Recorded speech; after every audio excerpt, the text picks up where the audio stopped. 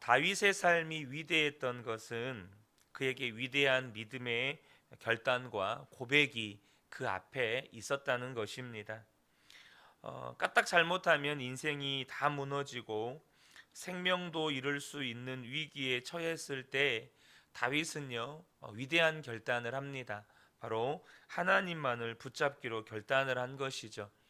자신의 삶 전체를 하나님께 온전히 맡겨 드린 것입니다. 그런데 나에게는 아직 그런 믿음이 없을 수 있지 않습니까? 그래서 우리 마음에 그 정도까지는 아닌 것 같아요. 저는 아직도 세상의 부귀와 또 영화와 또 즐거움이 좋습니다라는 생각을 가지신 분들도 있습니다. 그런데 여러분, 사람에게 그런 마음이 드는 건 이상한 게 아니에요. 돈을 많이 벌고 싶고 세상에서 성공하고 싶고, 또 우리는 학교 교육에서 그렇게 배웁니다. 우리는 여전히 학교에서 뭐 도덕이나 윤리를 배우건 혹은 여전히 유교 문화에 영향을 받은 많은 사람들이 있기 때문에 자녀들에게 입신양명을 가르칩니다. 그래서 그런 생각을 가지고 있는 것이 잘못되거나 이상한 일은 아니죠. 오히려 우리에게 문제가 있다면, 내게 그런 믿음이 없는데, 다윗과 같은 믿음이 없는데 그렇게 믿음이 있는 척하면서 자신을 꾸미고 사는 겁니다. 여러분, 우리가 내 속에 있는 모습과 사람들에게 비춰지는 그 모습으로 살아가는 건 정말 인생 피곤한 일입니다. 그렇지 않습니까? 안 믿어지는데 믿어지는 척하고, 예배가 전혀 즐겁지 않은데 예배에서 막 은혜 받은 척하고, 찬양이 기쁘지 않는데 기쁜 척하고, 이렇게 내 속에서는 그런 마음이 없는데 그렇게 겉으로 그렇게 살아가는 건 참 인생을 피곤하게 하는 것입니다. 정말 우리에게 필요한 것은 하나님 앞에 정직하는 것입니다. 하나님, 나는 다윗처럼 주는 나의 주시오니 주밖에는 나의 복이 없습니다 라는 이 고백이 사실 주님 안 됩니다. 여러분, 하나님은 그런 정직한 마음으로 고백하는 것을 오히려 기쁨으로 받으십니다. 여러분, 우리가 하나님 앞에 정직하다는 건 하나님께 마음을 열었다는 뜻이거든요. 그러면 하나님이 일하실 수 있는, 여러분, 문이 열리는 겁니다. 우리가 문을 열어야, 마음의 문을 열어야 주님이 내 안에서 일하실 수 있거든요. 근데 하나님 앞에 정직하지 않고 여전히 믿음이 있는 것처럼, 정말 예배가 즐거운 것처럼, 믿어지는 것처럼 우리가 그렇게 행동하고 말하고 살아갈 때, 중요한 사실은 하나님께 우리가 숨길 수가 없잖아요. 내 안에 믿음이 없는데, 그래서 하나님이 일하실 수가 없는 것이죠. 자, 그러면 어떻게 다윗과 같이 예수님 한 분이면 우리가 충분할 수 있습니까? 여러분, 중요한 사실 우리가 알아야 될 건 뭐냐 하면, 하나님이 정말 살아 계시고 나와 함께 계신 것을 알고 난 다음에도, 그 하나님의 영광을 보고 난 다음에도 여전히 다른 것에 미련을 가지고 살 사람은 없다는 겁니다. 하나님을 경험했는데, 하나님의 영광을 봤는데 이 땅에 미련을 가지고 살 사람은 없다는 겁니다. 여러분, 여기에는 동의하시죠? 그렇잖아요. 우리가 하나님의 영광을 봐버리면 여러분, 이 땅에 미련을 갖지 않게 되는 겁니다. 오늘 이 본문의 다윗이 그런 고백을 할 수 있었던 건, 다윗은 하나님을 항상 살아계시고 나와 함께 계시는 하나님으로 경험했기 때문입니다. 그리고 본문의 8절은 그 다윗이 하나님이 살아계시고 나와 함께 계신 하나님으로 경험할 수 있었던 중요한 비밀을 우리에게 이야기해 주는 겁니다. 8절을 읽겠습니다. 내가 여호와를 항상 내 앞에 모시며 그가 나의 오른쪽에 계심으로 내가 흔들리지 아니하리로다. 그러니까 다윗은 그 하나님을 항상 자기 앞에 모시고 그 하나님을 바라보고 산 것입니다. 그랬기 때문에 하나님이 자기 오른쪽에 계신 것을 알았고, 또 어떤 일을 만나도 흔들릴 필요가 없었다는 거예요.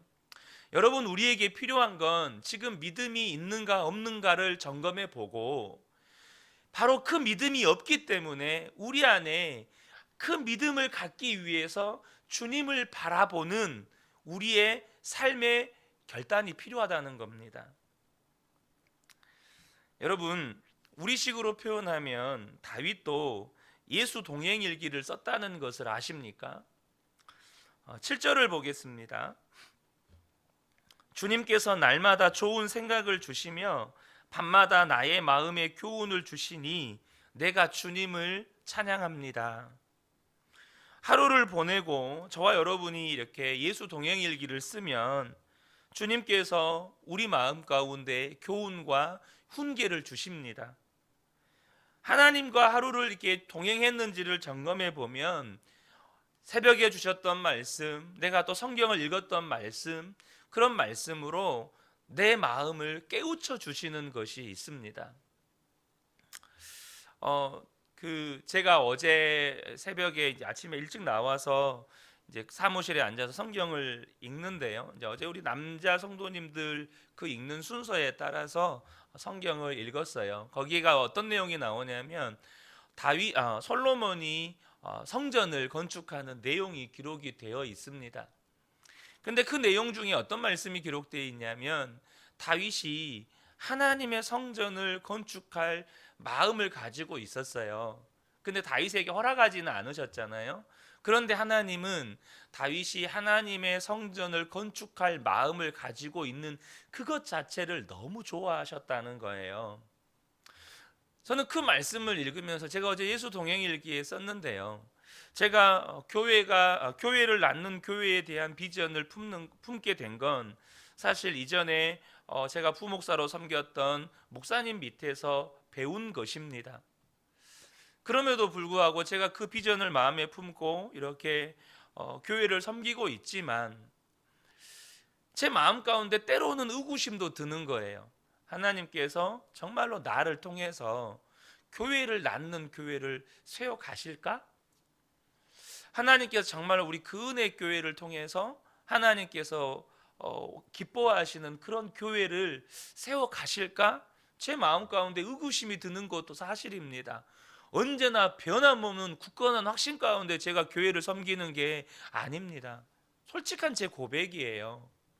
그런 의구심을 가질 때가 있어요. 왜냐하면 이제 개척한 지 4년이 됐는데 교회의 성장은 참 더딘 것 같고, 교회가 변화되어 가는 건 참 더딘 것 같고, 언제까지 하나님 이 비전을 품고 제가 이렇게 가야 되는 걸까요? 이런 마음 가운데 고민이 사실 들 때가 있습니다. 그런데 어제 그 말씀을 읽는데 하나님이 기뻐하시는 교회를 세우고 싶다라는 이 마음을 가지고 있는 것을 하나님이 좋아하신다는 거예요.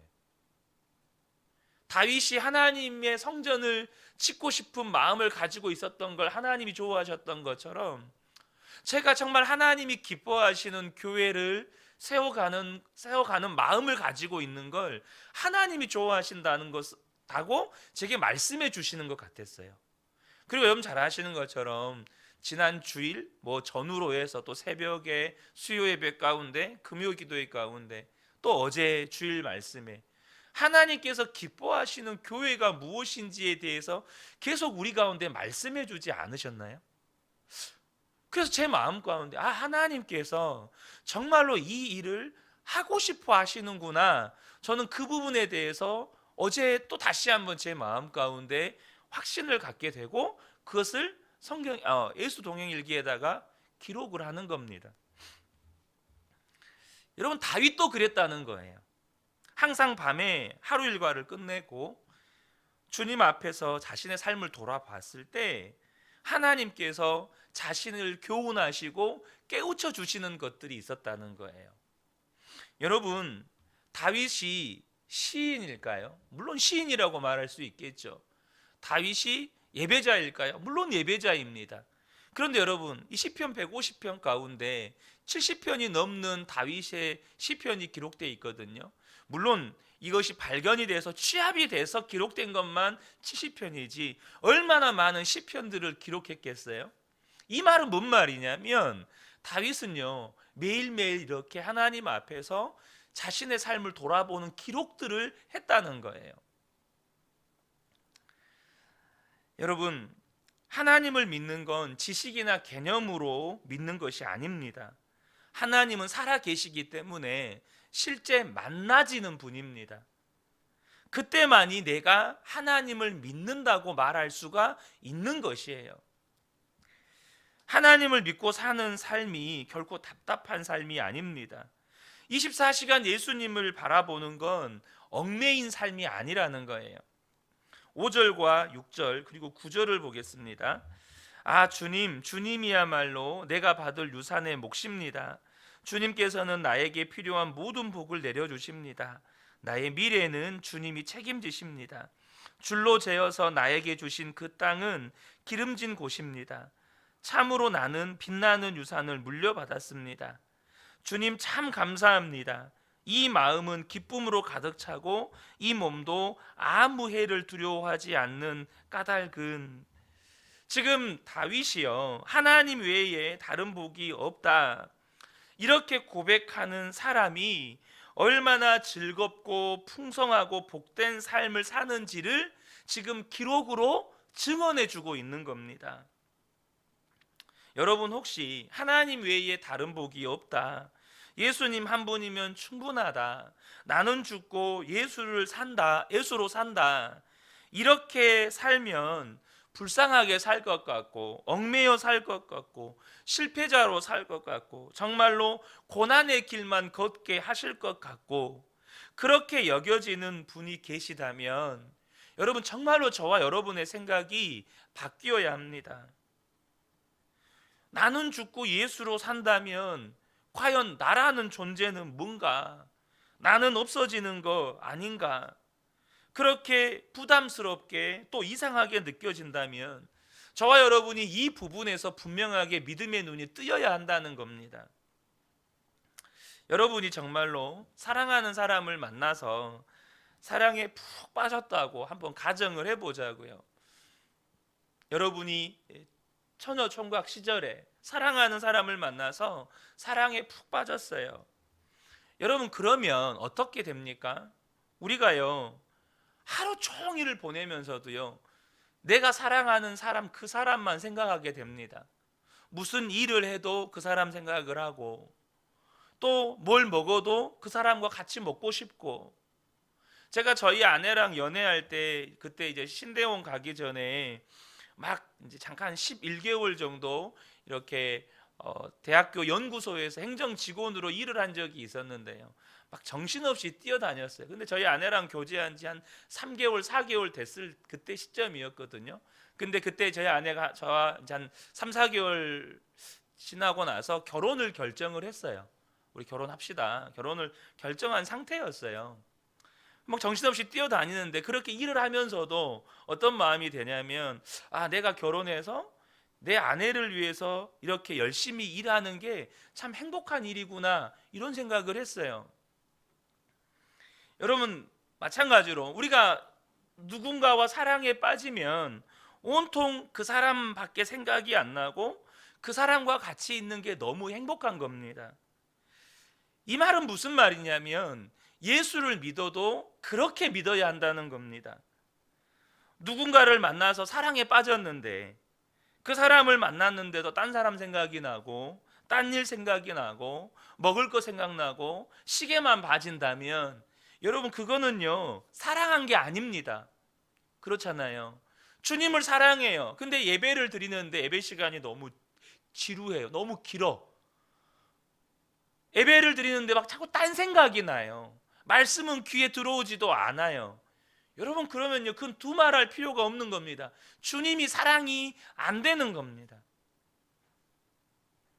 여러분 우리가 진짜 예수님을 알고 그 예수님과 동행하는 건 행복한 일입니다. 그래서 나는 죽고인 거예요. 나는 죽고 예수로 사는 것입니다. 어느 목사님이 신학교를 졸업하고 1년간 열심히 사역을 하다가 1년 만에 동기들과 모여서 유명한 강사 목사님을 모시고 강의를 들었대요. 그 목사님들은 이제 각 사역지로 흩어져서 1년 동안 뜨겁게 사역을 했습니다. 어떤 분은 정말 어려운 곳에서 사역한 분도 계시고, 하지만 복음을 전하는 사명, 또 민족을 복음화시킬 비전을 가지고 각지에서 열심히 사역을 하고 다시 재충전하고 싶기도 하고 동기들을 만나고 싶은 마음에 함께 모여서 또 목사님을 모셔서 메시지를 듣는데, 그 목사님께서 말씀을 하는데 이런 말씀을 하시더라는 거예요. 여러분들이 아무것도 하지 않아야 합니다. 그런 식으로 말씀을 하시더라는 거예요. 여러분들이 열심히 사역을 하셨습니까? 열심히 설교하셨습니까? 열심히 전도하셨습니까? 제발 좀 그렇게 하지 마세요. 여러분들이 그렇게 열심히 하면 그게 하나님께는 얼마나 짐이 되는지 아십니까? 여러분들이 열심히 하는 것은 아무것도 얻을 것이 없습니다. 여러분이 명심할 일은 요한복음 6장 29절의 말씀입니다. 하나님께서 보내신 이를 믿는 것이 하나님의 일이니라.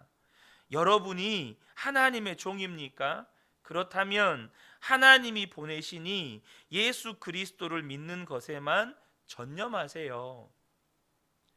이 목사님이 너무 혼란스러웠다는 거예요. 전도도 열심히 하고 기도는 더 많이 하고 목회도 열심히 하고 설교도 더 잘하고 뭐 이런 식의 말씀을 들을 것이라고 기대를 했는데, 그런 일들을 하지 말고 오직 예수만 믿으라는 거예요. 근데 솔직히 그때는 이해가 안 되고, 또 그 목사님의 말씀이 오히려 그분들을 더 혼란스럽게 한다고 생각을 했다는 거예요.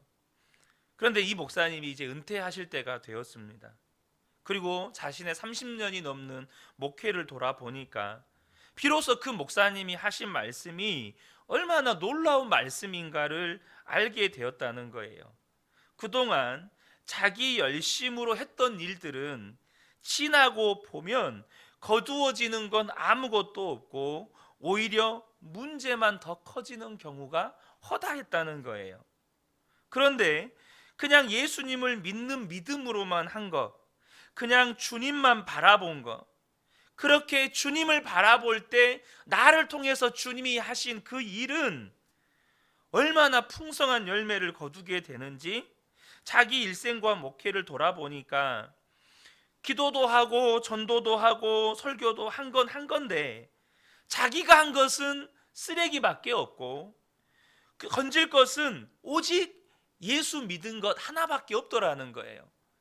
예수님을 믿고 한 것만 건져지더라는 거예요. 그런 고백을 이 목사님이 하셨습니다. 사랑하는 성도 여러분, 나는 죽고 예수로 산다라고 했을 때 저도 사실은 이게 잘 이해가 안 됐습니다. 제가 지금도 또렷이 기억합니다.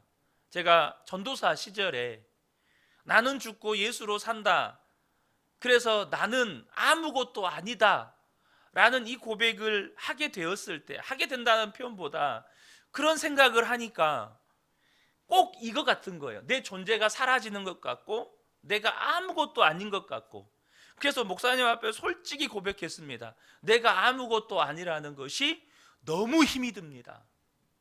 솔직히 그렇게 고백을 했어요. 그러니까 아직 나는 죽고가 안 된 거였어요. 이게 내가 아무것도 아니라는 것이 목사님 솔직히 너무 힘이 듭니다 라는 고백을 했던 기억이 있어요. 여러분, 근데요, 깨닫고 나면 그게 답이에요.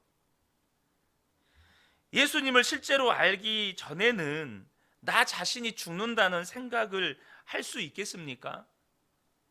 근데요, 예수님을 진짜 알고 난 다음에는 어떻게 더 이상 나를 드러낼 수가 있습니까? 여러분, 그렇지 않습니까? 저와 여러분이 진짜 예수님을 믿고 있다면 나를 드러낼 수가 없는 겁니다. 여러분, 예수 믿는 것이 무엇인지 저와 여러분이 분명히 아셔야 합니다. 다윗의 이 시편 16편을 이해하려면 우리에게 주신 복음을 정확하게 이해하셔야 돼요. 여러분, 예수 믿는다는 게 뭡니까? 예수 믿는다는 건 단순히 속죄함 받았다는 것만이 아닙니다. 예수를 믿었다는 건 예수님이 내 마음에 오셔서 살게 된 것입니다. 그게 예수 믿은 거예요. 여러분이 예수님을 믿는다면 여러분의 마음에 예수님이 오셔서 사시는 겁니다. 에베소서 3장 17절을 제가 공동 번역으로 읽어드리겠습니다. 그리고 아버지께서 여러분의 믿음을 보시고 그리스도로 하여금 여러분의 마음속에 들어가 사실 수 있게 하여 주시기를 빕니다. 사도 바울의 에베소 교회 성도들을 향한 기도거든요. 아버지께서 여러분의 믿음을 보시고 그리스도로 하여금 여러분의 마음속에 들어가 사실 수 있게 하여 주시기를 빕니다. 근데 이 말씀은 이 사도 바울이 처음 한 말이 아니고 예수님이 하신 말씀이에요. 요한복음 4장 23절을 다시 공동 번역으로 읽겠습니다. 예수께서는 이렇게 대답하셨다. 나를 사랑하는 사람은 내 말을 잘 지킬 것이다. 그러면 나의 아버지께서도 그를 사랑하시겠고 아버지와 나는 그를 찾아가 그와 함께 살 것이다. 여러분, 예수를 믿는 건 예수님과 함께 사는 겁니다. 예수님이 내 안에 들어오셔서 예수님과 함께 사는 거예요. 다윗이 하나님을 항상 내 앞에 모신다고 고백한 그것과 똑같은 의미입니다. 여러분, 저와 여러분의 표현으로 하면 24시간 예수님을 바라봅니다 라는 것과 똑같은 말이에요. 사랑하는 성도 여러분, 오늘도 예수님 믿고 사시기 바랍니다. 예수님 믿고 사는 건 예수님과 함께 사는 겁니다. 그 예수님 바라보고 내 모든 생각의 대상을 예수님으로 여기고 사는 겁니다. 그러면 우리의 삶에 예수님의 열매가 맺어지는 거예요. 저는 우리 모든 성도님들의 삶이 이제는 예수가 온전히 드러나는 그런 삶이 되시기를 예수님의 이름으로 축복합니다. 아멘. 기도하겠습니다.